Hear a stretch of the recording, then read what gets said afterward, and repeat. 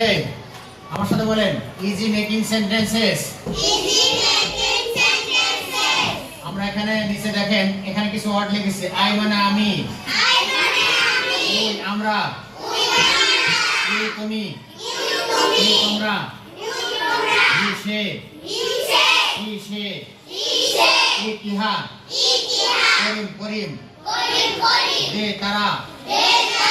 আর এখানে আমরা কিছু ভার্ব লিখেছি দেখেন। গো মানে যাওয়া, কাম আসা, রিড পড়া, রাইট লেখা, প্লে খেলা করা, সুইম সাঁতার কাটা, রান দৌড়ানো।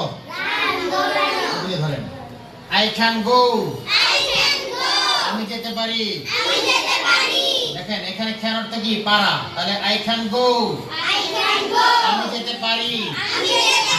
আর এখানে পাস্ট টেন্স হলো কুড, অতীত। আই কুড গো, আমি যেতে পারতাম।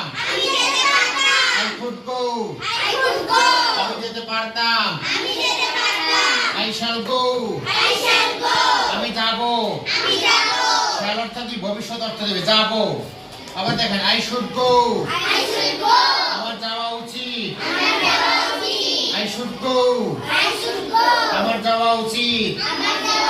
মানে শুড অর্থ কি? উচিত। এবার আমরা একটু এখান থেকে প্র্যাকটিস করি। দেখেন আই ক্যান গো, আমি যেতে পারি।